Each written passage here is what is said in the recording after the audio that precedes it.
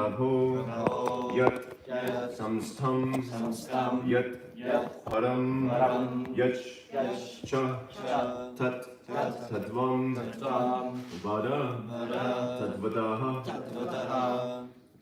Yadrupam Yadrupam Yadadishtanam Yatasrishtam Idam Yat Samstam Yat Param Yascha Tat Tadvam Vada Tadvadaha Yadrupam Yadadishtanam Yatasrishtam Idam Prabhu Yat Samstam Yat Param Yascha Tat Tadvam Vada Tadvadaha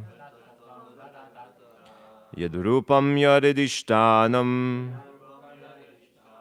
Yatasrishtam Idam Prabhu Yat Samstam Yat Param Yascha Tat Tadvam Vada Tadvadaha. Please repeat.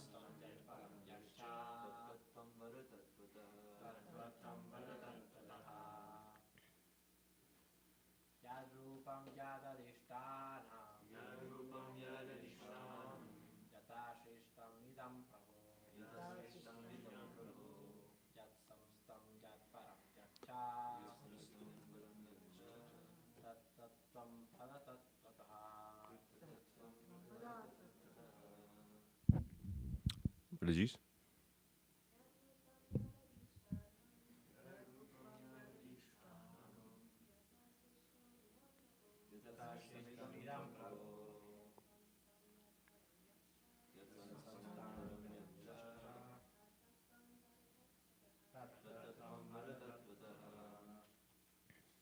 Yat what? Rupam, the symptoms of manifestation. Yat what? Adishtanam, background. Yataha, from where? Srishtam, created. Idam, this world. Prabhu, O my Father. Yat, in which. Samstam, conserved. Yat, what? Param, under control. Yat, what are? Cha, and. Tat, of this. Tatvam, the symptoms. Vada, please describe. Tatvataha, factually. Translation and purport by His Divine Grace A.C. Bhaktivedanta Swami Srila Prabhupada. My dear Father, please describe factually the symptoms of this manifest world. What is its background? How is it created? How is it conserved? And under whose control is all this being done? Purport: the inquiries by Narada Muni on the basis of factual cause and effect appear very reasonable. The atheists, however, put forward many self-made theories without any touch of cause and effect.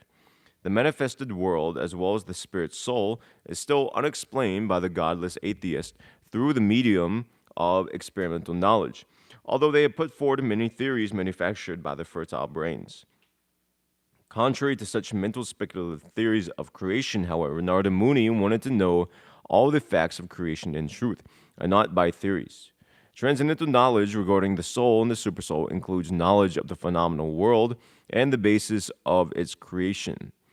In the phenomenal world, three things are factually observed by any intelligent man: the living being, the manifest world, and the ultimate control and the ultimate control over them.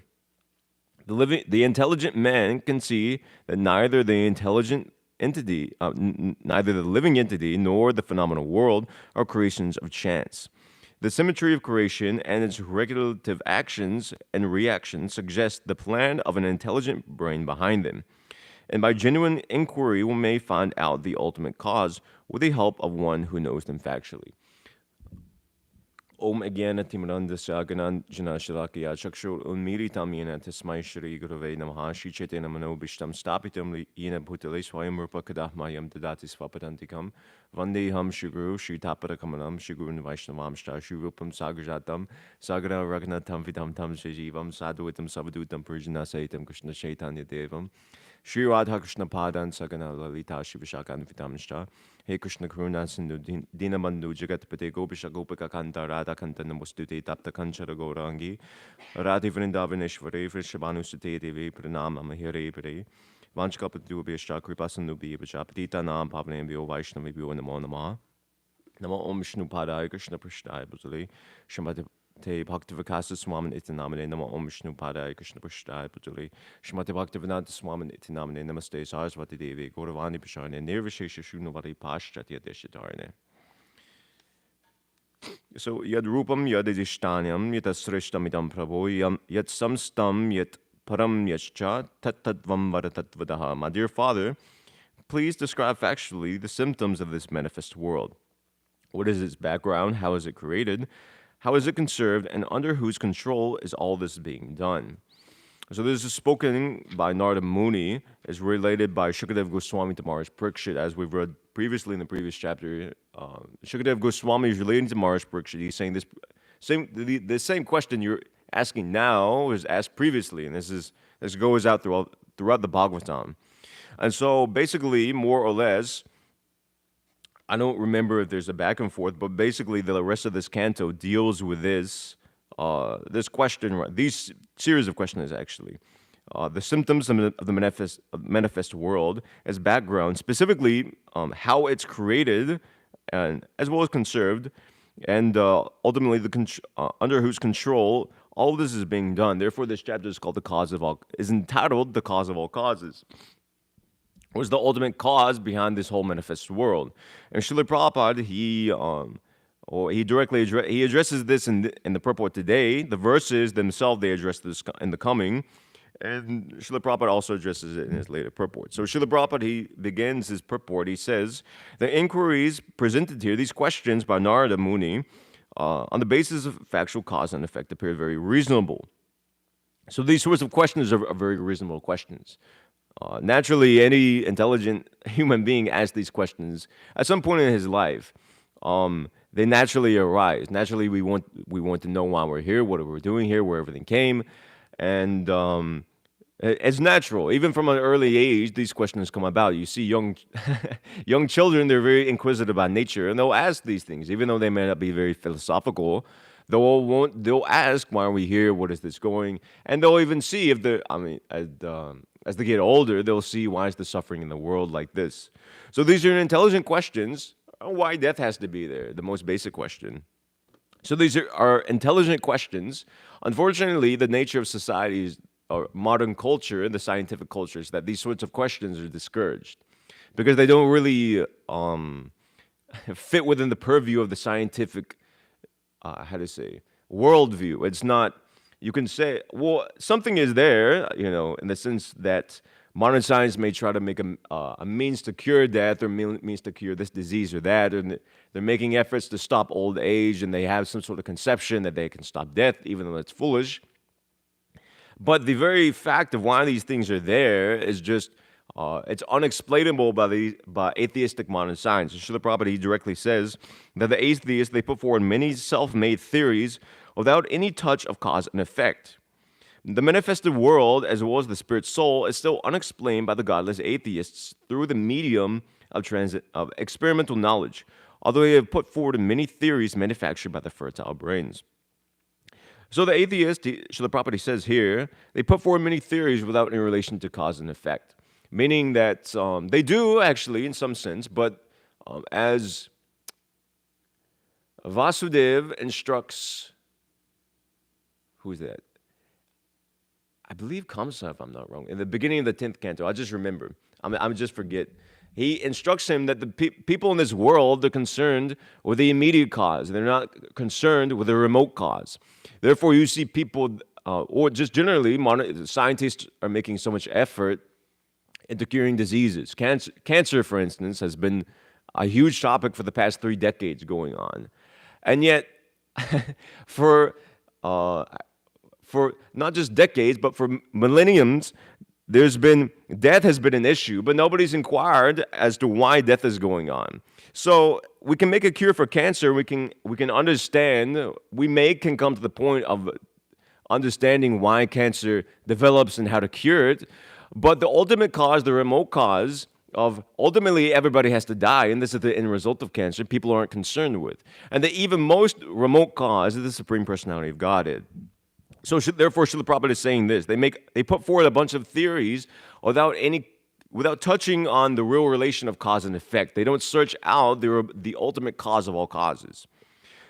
So he says that specifically this aspect of the spiritual soul is still unexplained by the godless atheists through the medium of experimental knowledge, although they put forward many theories. So Srila Prabhupada would again and again and again explain this point, especially in dealing specifically with those of a scientific background. When he was preaching to professors and meeting with professors, he would challenge them on this point, and even Dr. Katofsky in Russia, Srila Prabhupada was very amazed that he he thought that after death there was just basically nothing, just a void or non-existence or something like that. And he would have remarked that such a learned professor is teaching so many people, has such a high position, but he doesn't have the basic knowledge that the existence of the soul, what to speak of it being different from the body. So atheistic science or atheists, they present so many different theories like this, but they don't touch on the factual substance of reality. And in simple language, they just float on like an external basis. It's something like if you were to have, because this world is a world of names, as has already been previously described in the second canto. So it's almost as if like a dream, the material world, in one sense. So if you try to explain a dream to somebody, if you make a very scientific investigation into what is the substance of a dream, why have the events, why is the dream going on, what is the ultimate cause, how is the dream arisen like this? But you just stick on the platform of being within the dream, and you don't come to the point that that you don't come to the point of sobriety and realizing that actually you're just having a dream. You don't have anything to do with this world at all, anything to do with this dream at all. Then the whole investigation is useless. The whole whatever scientific advancements one may make in a dream are just as illusory as the dream itself, because it hasn't actually got to the substance of coming to a sober state of consciousness, coming to wakefulness. So similarly to the scientists, they make so many different investigations, some beneficial and some not beneficial, but ultimately it's all bad because they don't come to the point of understanding the spiritual soul. They don't come to the real, and so whatever sort of inventions or discoveries or revelations they may come to is both temporary and it doesn't actually pertain to reality. Just like, in fact, it may mislead them. Just like if you if you're having some dream and you were to follow the events of that dream, then you only become more illusion. It's only when you wake up do you actually get knowledge. So similarly, too, scientists, they're investigating so many things. They're going into protons, neutrons, even deeper and deeper into quantum theory, and it's getting even bewildering for them.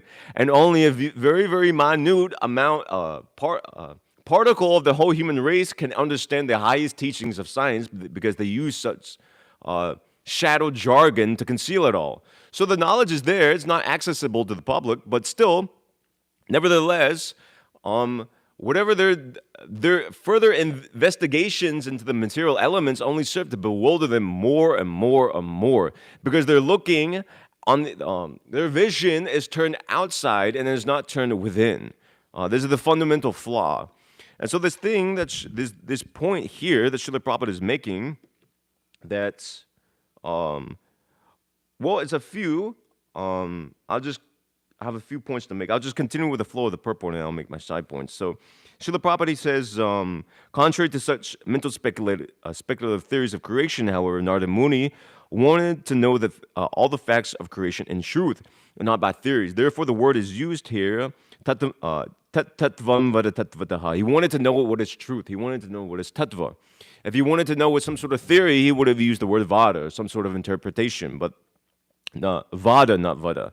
But just like Mayavad or Sankhya some sort of speculative theory. But it's so the atheists, they just present a whole bunch of different kind of vadas, a whole bunch of different kind of maybes, as ifs, but they don't actually give anything factual. So Narada Muni, he was interested what is the actual factual substance. He wasn't interested in it may be like this, it may be like that. He wanted to get to the essence, and therefore you see in the later verses he uses this word vijnana. Specifically, he's asking his father that you have attained this vigyan, this realized knowledge. Where have you got it from? Also, kindly impart this knowledge unto me. He wanted to be because that's the actual substance. One may have jnana, but unless it's transformed into vijnana, then it's a lower platform. More or less, it's just hovering on the mental platform, which is what these atheistic scientists are doing. So, Srila Prabhupada, I'll wrap up the purport, go through all these points he's making here. So, transcendental knowledge regarding the soul and the supersoul includes knowledge of the phenomenal world and the basis of creation.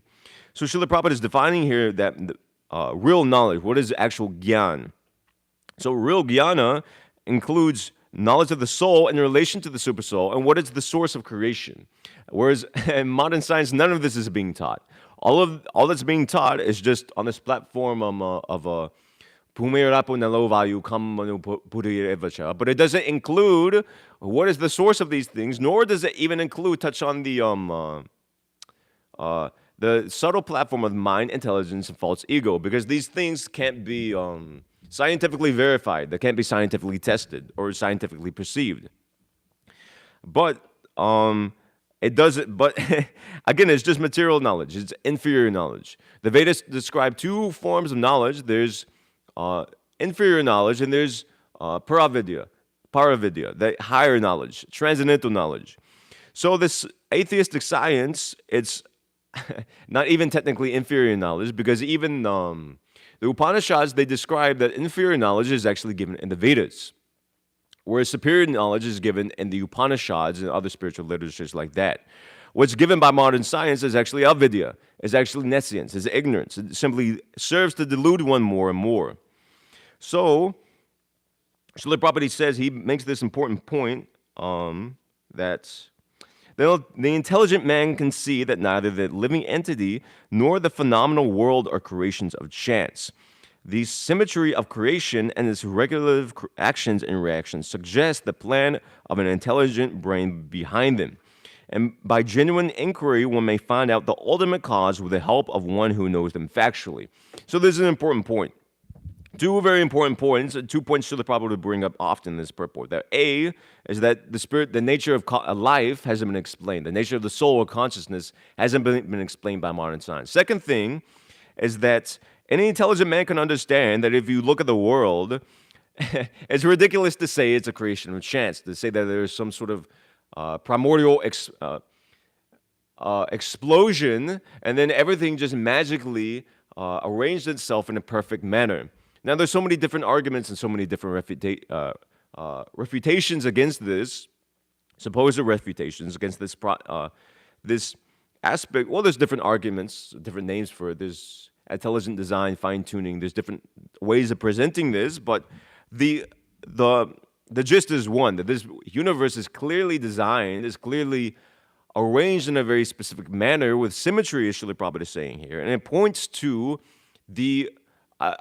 a creator. Now, scientists or atheists, they present the theory that how can you say such a thing, because what you're saying can't be falsified. How are you supposed to falsify the proposition that there's a creator? But it's just logically, even if you subtract that, it's logically meant as it's simply logical that at least there's a controller, there's a controlling force, and that it's evident to everybody. And Srila Prabhupada will often make this point. So I'll get to that in a little bit. But so everything that's being presented here in the Bhagavatam, it's not sectarian and it's not sentimental. It's scientific. And Srila Prabhupada specifically wanted to present, Krishna consciousness also is the same thing as there in the Bhagavatam, because Krishna consciousness is like that. But Srila Prabhupada, he specifically was keen to present Krishna consciousness in such a way as to make it scientific, to appeal to an intelligent mind. And we see he successfully did so. Most people who took up Srila Prabhupada's mission, at least during his time, they were burnt out with mundane religion, stereotype systems of religion, nor did they really find any sort of answers in modern science. But you see, he appealed to the intellect. In Srila Prabhupada's books, they appealed to the intellect. Srila Prabhupada said that he desired that any gentleman who would visit our temples not take our movement lightly as some sentiment, but they see it has factual substance. And it's a fact. When people come here on Sunday, it's they're getting knowledge. They're not getting preached to in a sort of not preached in the sense that Srila Prabhupada used the word, but preached in sort of the I guess as religion is equated here in the West, somebody standing in front of a pulpit and just spewing whatever they think on the basis of some sort of faith. Rather, these temples are centers of knowledge by which one can actually understand what is reality, what is illusion, based upon, as Srila Prabhupada says here, genuine inquiry. Because that's the essence of it. If somebody is genuinely inquires as to what is, wants to find out the truth, just genuinely seeking, somebody seeking after a truth, he can find benefit in this Krishna consciousness movement, and he won't be cheated. But you see, you could ask, if all these things are there in the Krishna consciousness movement, why aren't people flocking to it? And why don't you see even, you don't see Krishna conscious philosophy, the philosophy of the Bhagavatam, so prominent in atheistic circles. You don't see atheists trying to refute devotees so often. You don't see this theory being very prominent. The answer is that A, more preaching needs to be done, but also B, atheists are you'll find, and this is my own experience as well, they're very, as Srila Prabhupada is saying here, genuine inquiry. Atheists are very ingenuine. They're very, they're not sincere. They're insincere. They've already concluded something within their own mind, and they're just trying to establish that theory. Just like this Tarko Pratishta Shutuyo Vibhina Nasa Vrishir Yisyanabhinam, that each person thinks their own theory is right, and they're trying to establish it like that. They're not actually looking after what is true and what is not true. Therefore, if you present this Krishna conscious philosophy to an atheist, he won't take it actually, most of the time. Meaning atheist, meaning proper atheist and proper so-called atheistic philosophers, because the gist of the Krishna consciousness movement is that it's not just a movement presenting gyan, it's what is it? Idam te gyanam, what is it, 7.2? Gyanam teham savigyanam idam vakshame asheshataha yajgyatva neha bhuyo nyaj gyatavyam avashishyate. The Krishna consciousness movement is meant for presenting jnana and also vijnana. And by understanding these two things, there's nothing further that would remain for us to be known. So, in other words, there's the knowledge in the books, but you also have to practice what's in the books. By doing so, you get actual realization. I've related before about my own spiritual master. He says, if you want to see God, and if you want to come into contact with God and understand who is God, then you go out and you distribute these books and you chant Hare Krishna. And it's a fact, if you do it, you directly come in contact with, you are a recipient of Lord Chaitanya's mercy, and you directly come into, you can see how Krishna is acting. Daily you can see for Sankirtan devotees. You can visibly, tangibly perceive Krishna's presence in your life. But atheists, they won't take this up actually. If you try to inspire atheists to take up the chanting of Hare Krishna, even for a week, they won't do it because they're so set in their ways. Therefore, they're insincere. Just like Krishna says in the Bhagavad Gita, Diskriti no mudha prapadete naradamaha maya pritagyana asuram bhava mashita. These four men, specifically Maya Pratigyana and Asaram Bhavam Ashitaha, the men who have taken shelter of atheistic principles, they'll never take up Krishna consciousness. It bars them from taking up Krishna consciousness. They'll never have the faith to take up the Krishna consciousness because they don't have the faith to engage in that initial process. So, Srila Prabhupada, he famously explained in his Bhagavad Gita that religion without philosophy or science is sentiment, whereas philosophy without religion, or logic, so to say, is simply mental speculation. And we can understand that. Srila Prabhupada is bringing it out in this purport. And therefore, you see, there's so many different scientific theories, explanations, speculations, is ultimately what it boils down to. And they don't present anything factual. And even if they do factually present something, the thing is, they're on such a mental platform, most people are just existing on the platform of the gross senses. Scientists, they're existing a little bit higher on the platform of the mind. But they're so on the mental platform that the layman can't even understand or benefit from what the scientists are talking about. Their papers are laden with such jargon and such academic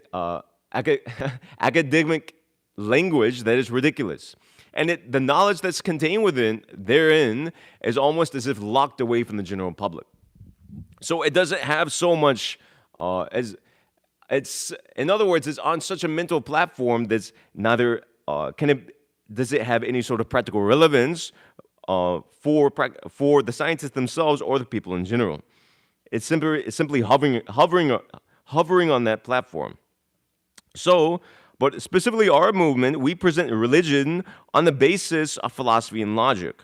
We don't blindly follow, as Srila Prabhupada so many different times said. And if you hear lectures of Srila Prabhupada, he would emphasize this point again and again, that we're not blindly following. And he would challenge his audience and devotees to test the process of Krishna consciousness, just like I was hearing some time ago in 1960, multiple times actually, 1967, 1968, Srila Prabhupada will encourage his listeners to chant Hare Krishna even for a week, and you'll see the results. And it's a fact, if you chant Hare Krishna, there's results there. Just like Srila Prabhupada, who will point to the fact that people from a Western background, whose virtually their whole civilization and culture and life is meat eating, intoxication, illicit sex, they've given up these things. Why? Because they're chanting Hare Krishna. Whereas others, even great, so-called great, Mayavadis and at least sages of the past, like Vishwamitra Muni, etc., have fallen down from such a platform. But it points to the potency that's there in chanting Hare Krishna. So it's scientific. Therefore, Srila Prabhupada said, if you want to understand this Krishna consciousness movement on the basis of philosophy, logic, and science, we are prepared to present you everything. Another quote, he said, it is no sectarian religion. It is completely scientific and philosophical. Everyone can accept it. It is not dogmatic, but with reason and argument. So this Krishna consciousness movement is very easily understood by everybody. The philosophy is not very complex, so you can make it very complex, but when you boil it down, it's very simple, that everybody is a servant of Krishna, and we're meant to serve him. Whereas the theories of these scientists, not only are they existing on the mental platform, these are just speculations, not everybody can't take to it. Everybody can't access that knowledge. Whereas this knowledge, which is by nature inferior, superior, transcendental, can be easily taken to. So, generally, modern religions, they're viewed as very archaic and very out of touch with society. And these sort of questions, who is the controller? How is this world created? How is it conserved? And under whose control is all this being done? If somebody was to read this, it could very easily be taken along the same sentiment as of these other modern religions, which appear very archaic and present very lofty concepts that, for all practical purposes, have nothing to do with everybody's everyday life. But Srila Prabhupada, he said that all these religions are being viewed as very archaic and out of date because that is because the preachers of religion are simply dogmatic. They have no clear idea of God. They only make official proclamations. When one does not understand, he cannot make others understand. But there is no such vanity in Krishna consciousness. Krishna consciousness is clear in every respect. So unless one it's a simple point. Unless one understands something, you can't teach it to somebody else. So similarly, because these preachers of religion are simply dogmatic in their approach without any sort of gyan or vigyan, they can't teach anybody else. In the fourth canto, Srila Prabhupada says that the leaders of the churches and mosques are in this age are themselves in ignorance, and they keep their congregations in ignorance as well. And therefore, therefore, religion in general in society has garnered a bad name, because there may be some knowledge of God, but there's not specific knowledge, which is necessary. Just like this intelligent design argument that Srila Prabhupada is bringing up here, atheists will question, okay, so say it was created, then who created it? What does he look like? What does he do, etc.? There must be specifics there, and these aren't given. But everything is presented in the Krishna consciousness movement in every respect, almost to an extreme. Just like you have in the third canto, the calculation of time down to the atom. You have in this canto the very detailed, painstakingly vivid description of how creation takes place, the subcreation in the third and fourth in the third canto, and the different again, another creation in the form of creation of manus, living entities, etc., coming in third canto and also fourth canto, etc., following that. So it's very, very painstaking, and very, very, if you read these chapters, as we will, how Krishna creates the universe in his plenary expansion, it's extremely detailed. And when we're reading it, almost, the thought could pass through your mind, why am I reading this? What relevance does it have to my life? But everything is there. Everything is there, everything is documented, everything is presented very clearly for an understanding. Whether you want to take the philosophy in depth very much, just like the description of the fifth canto of the universe may not necessarily, our spiritual life doesn't necessarily hinge on us understanding that the sun is 9,000 yojanas above the earth or something like that. But if you want to vividly understand these things, as to have a full, present complete knowledge, which is the goal of this Vedic literature, everything is there to take advantage of. So Srila Prabhupada, in preaching to scientists and atheists, specifically to people who believe in the primacy of reason and logic, and didn't want to accept scripture or a scriptural basis, or dogma, in other words, is authoritative, Srila Prabhupada would generally stress 2 points, because the Bhagavatam may say one thing, but so many atheists and so many scientists, they don't accept the versions of the Gita or the Bhagavatam. So Srila Prabhupada would stress 2 points. That A is that everybody's controlled, as Srila Prabhupada is making here at the end. There must be some sort of controller, as I've pointed out before, that one may, without even approaching the platform of God yet, at least even the greatest atheist has to admit that he's under the control of birth, death, disease, and old age. So there has to be some sort of superior force. There's something governing his life. So what has set these forces into motion? Even if you take death as God, because if you define elsewhere, Srila Prabhupada would define God as the supreme controller, taking him like that Ishwara, then by the definition of an atheist, then an atheist is undoubtedly, undeniably under the control of death. So therefore, for the atheist, death is God. As Srila Prabhupada he himself would say, at the time of death, God comes before the atheist and he takes everything away in the form of death. So this aspect of control, the fact that there's a controller, that we're controlled in this world, it's undeniable. And Srila Prabhupada would further the argument and say, just anywhere there's some sort of force or power, because these things, birth, death, disease, etc., like this, so even more than that, the rain, etc. So many supernatural forces are there in the world. But when you see a force or when you see an energy, everywhere in this world we see that there's a person behind this energy. There's a person who has set these things into motion. Just like Srila Prabhupada would often explain the example of the power in the powerhouse, that there's an engineer personally operating and overseeing that electrical plant. And from that, so many different energies are being created. So this is the first point. The second point is the distinction between the body and the soul. The body is temporary, and the soul, the living being, is eternal. And thus, intrinsically, it's different from the body. So these 2 points you see Srila Prabhupada is presenting here in this purport, that the soul is different from the body, and there's a supreme controller. Very basic teachings, very basic philosophy. But so many people don't understand this. Srila Prabhupada, specifically the second point, he repeatedly made this point so many different times among so many different people, especially among people who are skeptical about religious or spiritual teachings, is that the soul is different from the body. It's a fact. Whether you have a faith in this religion or that religion, it doesn't matter because it's tattvataha. It's tattva. It's a fact. It's a fact. The body is changing, but the consciousness doesn't change. Srila Prabhupada made this point so many different times. So people may say that they don't accept Bhagavad Gita or any religious message, but Srila Prabhupada would insist on the fact that they have to accept birth, death, disease, old age, and disease. It's not an opinion, it's a fact. Similarly, too, one may not believe in any sort of spiritual teaching, but it's a fact that the body is changing and the mind is changing, but the soul is going on, the consciousness is going on.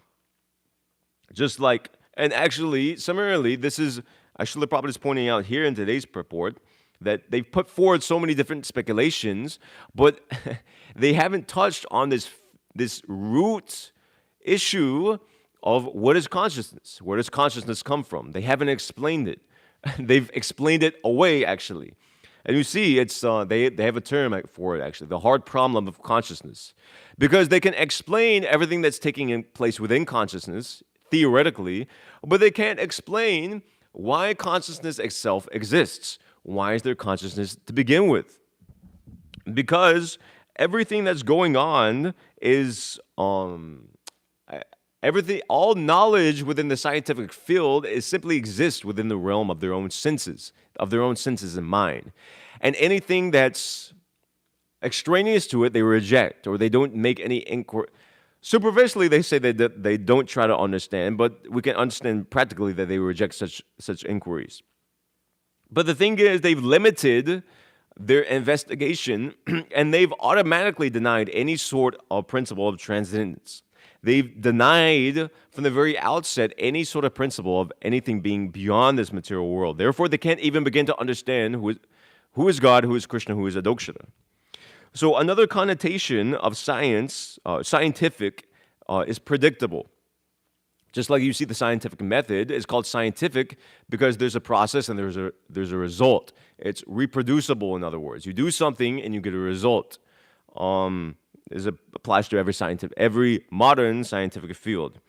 When one interviewer asked if Srila Prabhupada was surprised at the way his organization had prospered, Srila Prabhupada replied as follows: "No, it is not surprising, it is natural. Just like if you do business in proper way, there will be a profit. Similarly, as it is enjoined in this book of knowledge, if you do like that, it will expand, it will prosper. Mathematical calculation, if you make 2 plus 2, it will become 4, neither 3 nor 5. So here it is said, one who is engaged 24 hours in my service, yogakshema vahamyaham, I supply whatever he requires and I protect whatever he has got. So if you actually serve Krishna, then everything you want, it will come. So this process of Krishna consciousness is predictable. Therefore, Srila Prabhupada specifically used this word in relation to it. He defined this movement as scientific. It's a scientific movement, not in the sense of this mundane science within the realm of the mind and senses, but it's a scientific movement that naturally appeals to the intellect and acts on the transcendental platform.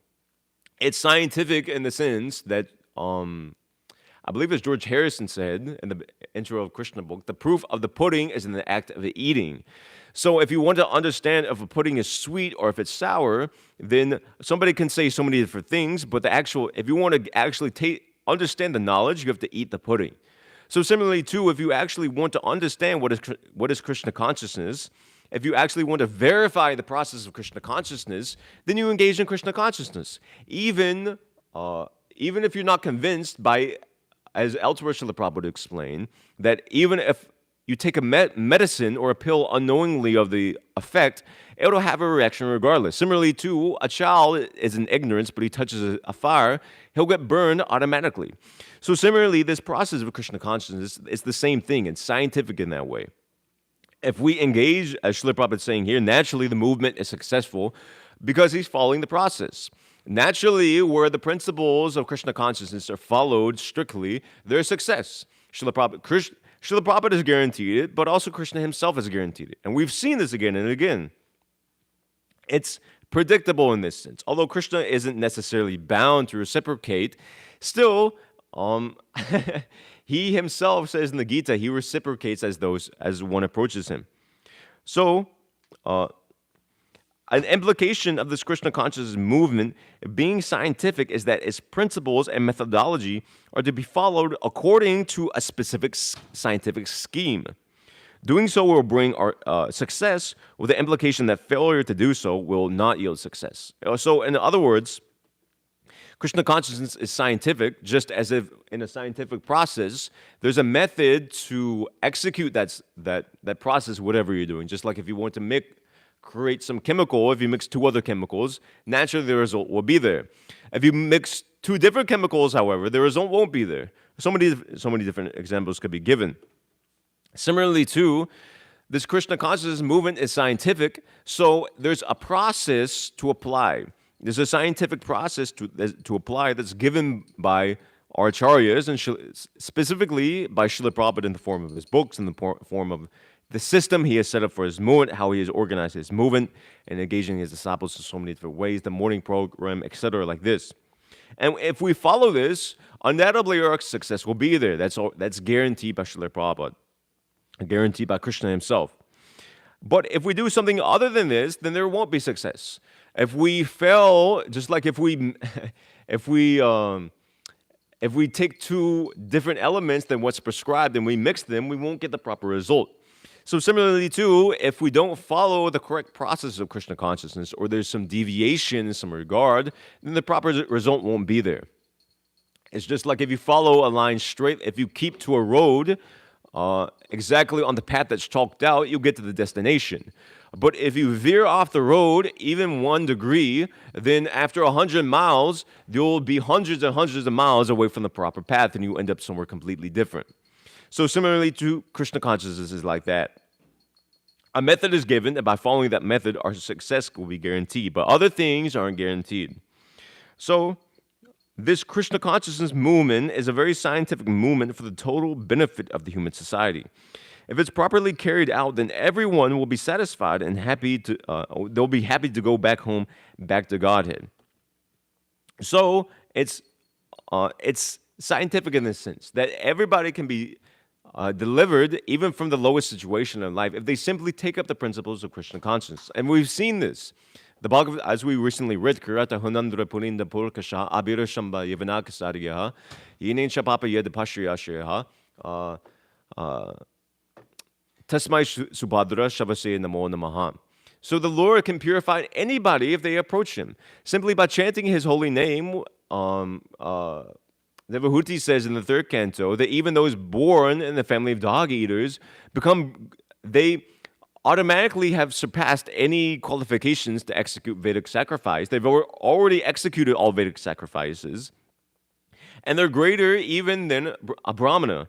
But if they approach Krishna in a proper mood, if they actually adopt this process, so everything is there. But so everything is there, and everything is easily approachable. Everything is very much open because this is a movement for everyone. This movement is open to all. Unlike these atheistic theories or atheistic sciences, which are very specified, whereas only people within their own certain field understand.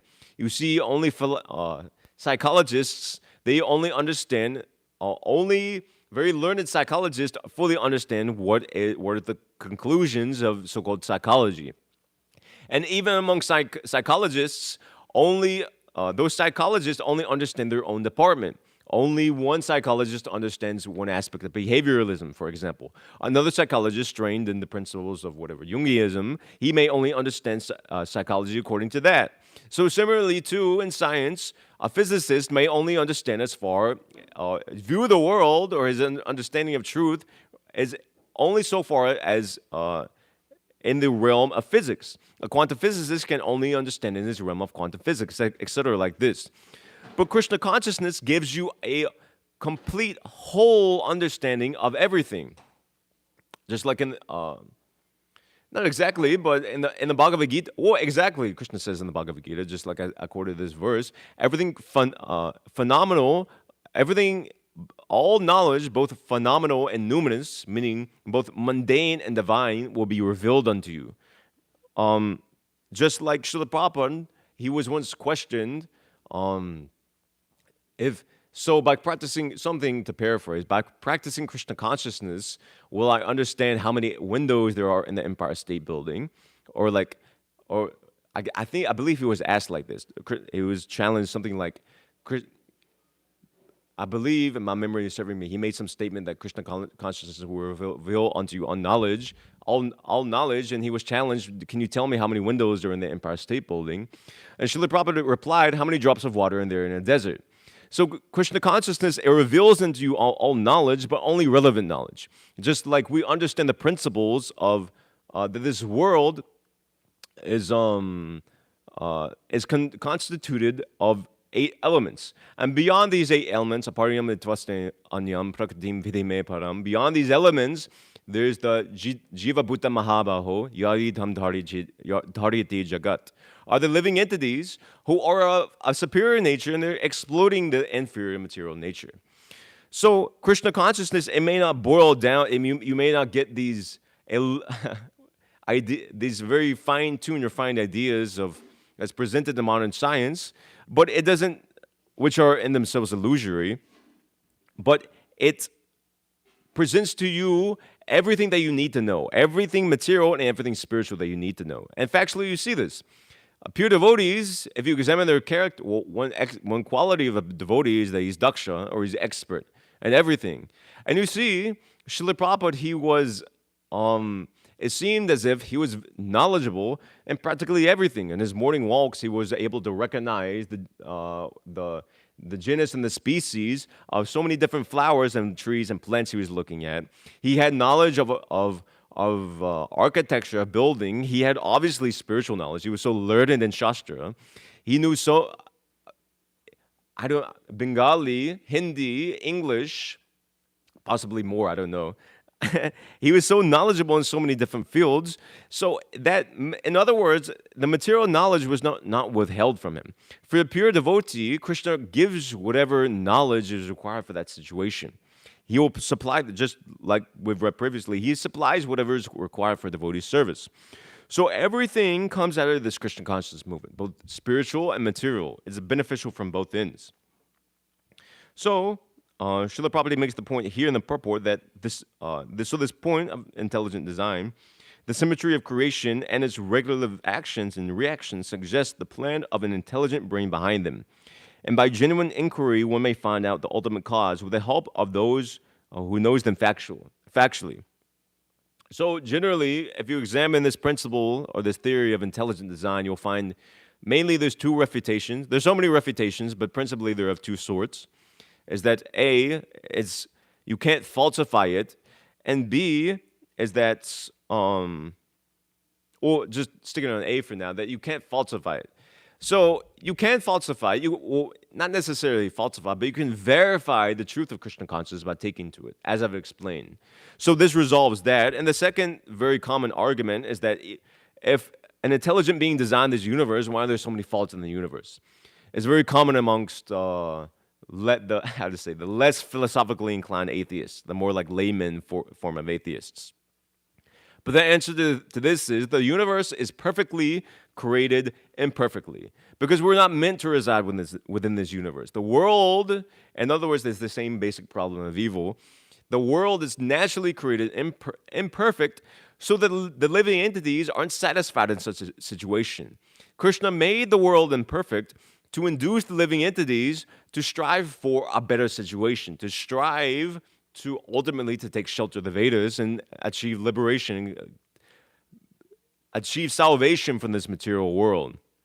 And so the world is perfectly designed in such a way that it impels the living entity to leave this material world. So that understanding has to be there. So within the view of Krishna consciousness, understanding the knowledge of Krishna consciousness, all these things can be reconciled.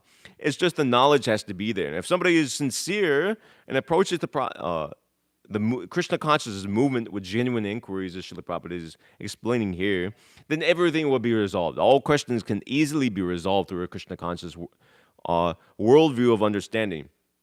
Just like previously, you may read some atheistic argument, you may get bewildered by it, you may think it has very good points, or like another common example is that sometimes the devotees may read different religious literatures like that, and they can relate to it.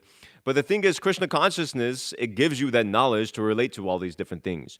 You can reconcile these you can reconcile whatever statements in different religious literatures by that knowledge that's given in Krishna consciousness. So similarly too, you can reconcile all these different philosophical atheistic arguments, all these philosophical issues by factual knowledge of what's contained in the Bhagavatam and what's spoken by Shukadev Goswami to Maharaj Parikshit.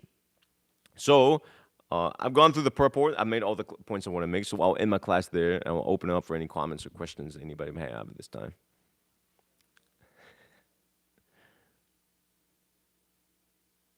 Yes. I recall growing up. You know how like kids, they like to ask why, Yeah. and then the Yeah, parent they gives ask the why a answer, lot, yeah. and then they just continue it until it's like why, redundant, yeah, and then eventually the parent just gets completely frustrated. Yeah. I don't know, I remember reading like some like strip comic in a newspaper once, just some joke about this. Like the child asked the parent, like, why do we have to die? What is life? That's the big question. What is life? And the parents like doesn't know how to answer at all. And so this, it just demonstrates the clueless position people growing up in Western society are in. You were mentioning how this is a question just not asked. What is death? Why do we die? Just not It's asked actually, From- but just like I've seen kids naturally inquire to these things. Oh, I mean, it's just like, suppressed, basically. Yeah, exactly. I'm saying it's not like a topic of Yeah, absolutely. university, research or whatever. Another, I guess, question I have. You're mentioning how, mundane scientists, materialistic scientists don't accept a controller. Yeah. Well, they actually do accept a controller in the name of nature. They do accept that they're under control, but they don't accept that the controller is conscious. So I was just wondering if you could touch on that. Like, Yeah, it's the same principle that I've sort of like the example Srila Prabhupada is saying, just like the engineer behind the powerhouse. And anytime you see anything acting, any sort of energy, there's always a conscious force behind it. Is it not? There's just like the material body, in terms of Srila Prabhupada's arguments, it can't move without the principle of consciousness that's there. So it's naturally, a very natural conclusion is that when consciousness is in the body, when consciousness pervades the body has feeling, the body acts, the body speaks, the body moves. And when the consciousness isn't there, the body doesn't move. So the consciousness is which can't be revived or put back into the body by any sort of material means, is what's a very logical and natural observation is that this is what actually animates the body. So similarly too, so this consciousness, it gives rise to life, motion, and like that activity in general. So similarly too, from the microcosm, you can extrapolate into the macrocosm. That's the case with us. It should be the same for the universe, is it not? Otherwise, so many different arguments can be made from Srila Prabhupada's side, because there must be a supreme living force, because life comes from life, and we've never seen matter arise from. Life arise from dead matter, etc. Like that. Many different arguments could be made. Yeah, along that point,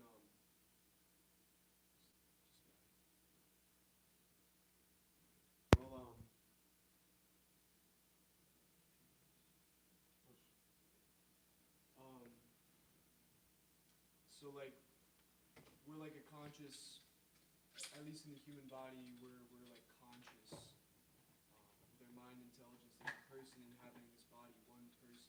Yeah. But there's also like the unlimited, not unlimited, but practically unlimited amounts of cells and Yeah. micro beings. Um, do they have cells? My understanding is yes. Yeah. I should probably explain who it often reference like you're killing so many germs and microbes, just like when you walk on the floor. So presumably, yes. Srila Prabhupada was asked this. He directly replied, yes, actually, yeah.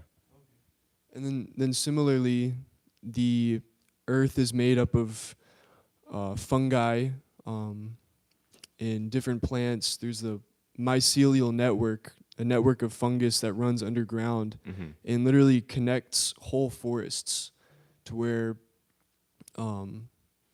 it's actually a conscious system Yeah.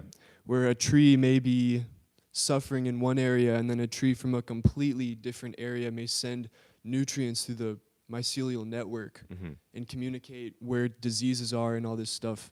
And so that and then one could then conclude that the earth is a living being, just Yeah, how it is. I mean, it's a know. presiding demigod. Yeah, exactly. Bhumi. The same example, there's Bhumi Devi, but even among Bhumi Devi, there's so many different living entities who, you could say, not constitute Bhumi Devi, but just like, the trees, the grass, etc. So similarly, too, we have this material body. There's so many living entities. Of course, we're different from Bhumi Devi, but the same example can be there. Is understandable. Yeah, and then of course, like to even expand that, there's the Earth, and then there's all these other different planets. There's the whole universe. Anyways, and then God is the supreme uh, in that scope. Yeah.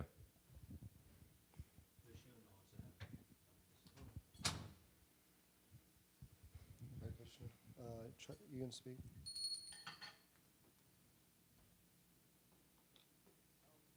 Hare Krishna. Am I audible? Yeah. Okay. Speaker. I can't. How do you get to the call? Keep trying to click on it. There we go. All right. Okay. So this aspect of knowledge and understanding that that there is a designer, there is a controller. One of the other duties of the Krishna consciousness movement is to explain that duty and that controller, the person who has created this entire universe, and the knowledge that is coming from him is actually like perfect, very systematic, very, it's not like some vague idea where it's not some vague God who we have to discover through some vague interpretations of texts that don't make much sense, logical sense, and because atheism primarily arose not so much as a Independent philosophy. culture-seeking knowledge, but more as a counterculture. Yeah. Reaction. Against it was a reaction against the fanaticism of the church. But if you see right now, what's happened is that very atheism has become very fanatical. Back in the 60s and 70s, science was making tremendous, progress and things like that.